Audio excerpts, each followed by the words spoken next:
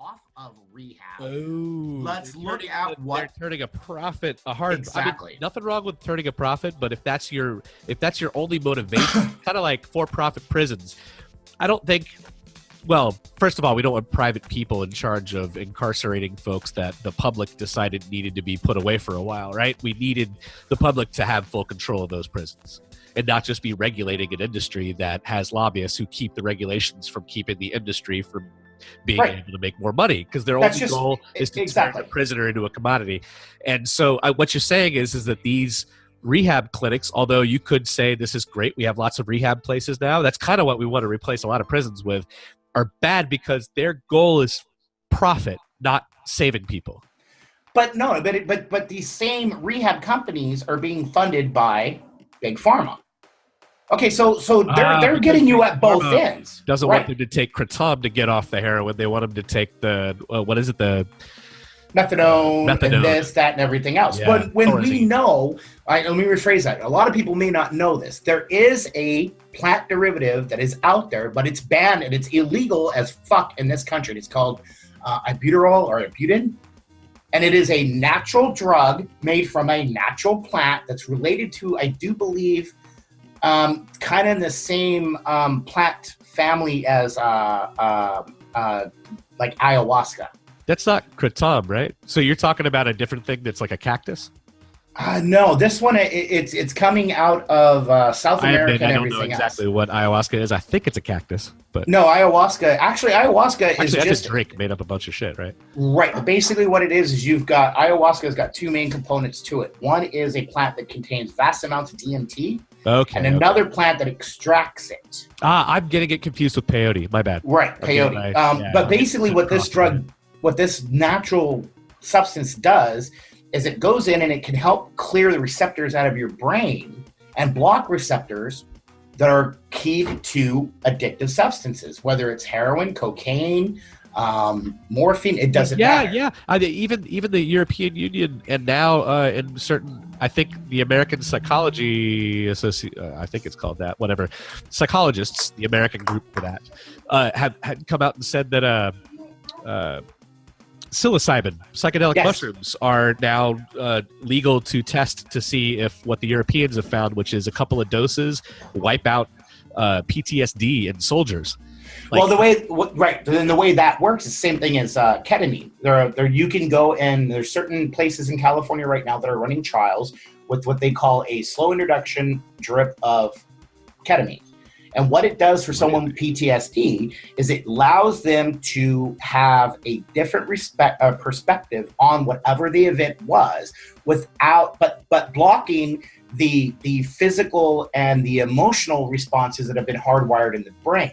So it allows you to then go through and look at that event and then treat, the psychological portions of that event without having the emotional response to it. It's like Novocaine and teeth pulled. It's like whole care in your K-hole.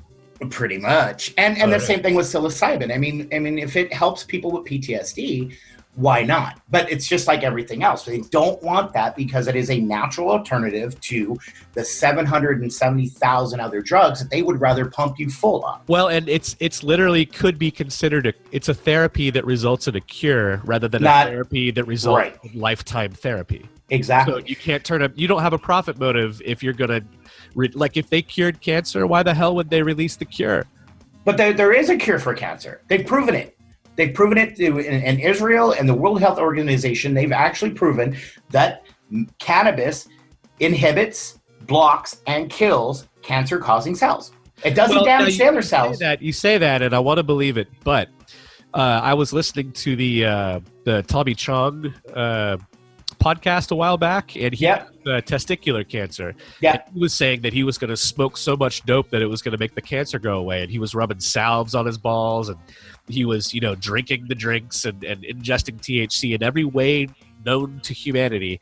And at the end of the day, he ended up having to go through chemo because it didn't do anything, and his tumor grew. So I would say that maybe cannabis has an effect that they've been able to mark in studies, but I don't know that it's definitive that it cures cancer.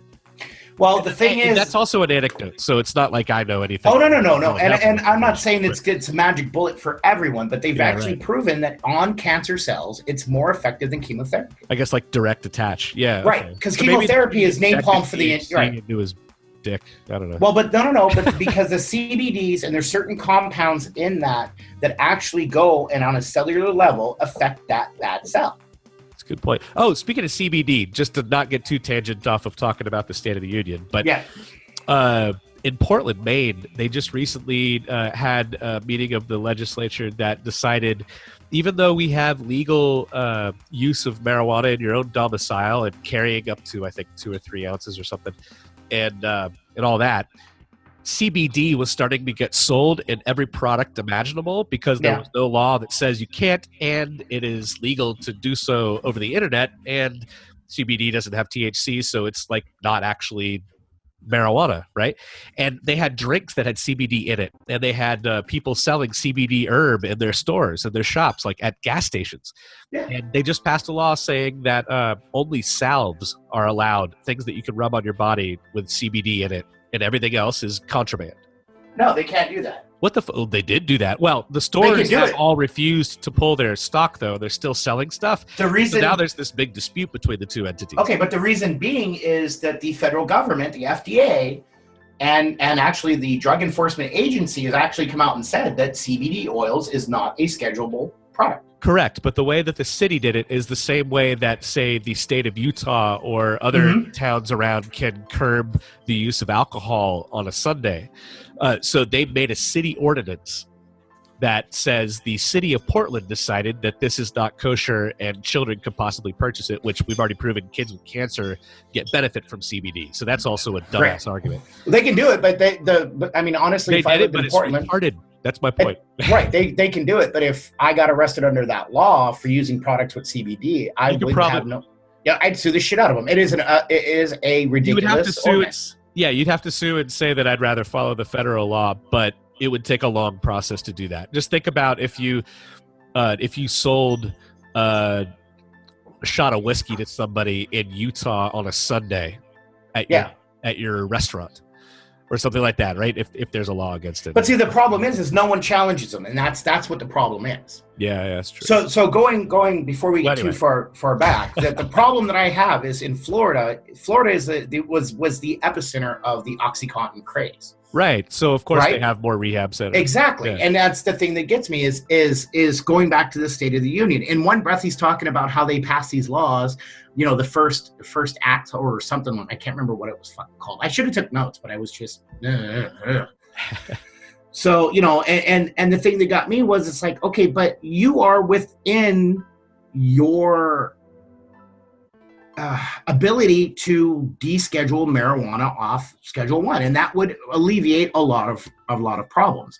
Instead of funding ICE, or instead of funding more military, or instead of funding all this other shit, why don't you fund and decriminalize the use of drugs? And if you do, then you can pump more money into, instead of enforcing and incarceration, you can then put it back into that social program of getting people clean. Yeah. Or at least you could have the focus put on getting more money into getting people clean. Right. Because as we have learned recently, it's not about you have to take from one side to give to another. He quite literally could have all of that at once if he just said, give it to me. Right. Seriously. Now going on to the next one that really fucking bothered me, and people, I swear to God, you guys really need to understand this fucking simple fucking principle. When he started talking about tariffs on China and how China has been doing this and China's been doing that and blah, blah, blah. China has never come over to this country and taken a single goddamn job. It is the industry leaders who have taken their businesses to fucking China in the 80s because they could exploit the fuck out of cheap labor and then turn around and sell those fucking products back in the United States. It's the same truth about people worrying about people from South America and Central America coming over the border and, quote, took our jobs, unquote, right? Well, actually, no, they didn't take your jobs. Those stupid fucking capitalist sons of bitches that own those companies found a way to exploit people and get away with not having to pay certain types of taxes. And so therefore, they took your jobs from you and gave them to these other people. Right, and they're Get now, mad at the companies. I grew up in Southern California. I know, and I'm speaking from goddamn experience. Get mad at when it Driscoll comes to out this. there, dog. Your agricultural industries in California, Arizona, Texas, and I want to say Georgia as well. If they just magically got rid of all illegal immigrants, the aggregation or the agricultural centers of these states would collapse, because that is the labor that they use, because they don't want to pay a fair wage for someone to go out and pick these, because that cuts into their profits. And they don't want to automate it because maintaining those machines and even buying them is a short-term cost that's way more costly than several years of paying nearly nothing to people who can't argue. Exactly. It's cheaper for them. I grew up in a small town that it was oranges. Oranges were the biggest fucking exporter. It used to be olives, and there used to be an olive plant, but that got closed down because workers wanted more money. Yeah. And then the company just said, well, we can't afford to pay it, and we're going to move out of and that was the biggest industry in that town. Second is agricultural, whether it's oranges, tomatoes. I mean, it's an ag town. It's an ag area. Their policy was, we will hire whoever we can as cheaply as we can, legal or not. And I grew up, I kid you not, a block. I could see the fucking packing house from my house growing up. And there was 3, 4, 5 white people, and the rest were Mexican. And I'm not being racist here, but ICE every 6, 8 months would fucking go in and clean the buildings out. And everyone would be like, well, what are we going to do now? Within 48 hours, that plant was back up and running again with the same people. That's the people crazy. would get arrested. They got a ride home. They had a weekend off. They came right back. They may not have been the same people, but it was the same type of worker. I see. They took their workers and they threw their workers in jail, and they deported their workers because, they're illegal, they're breaking the law. They never went after the people employing them.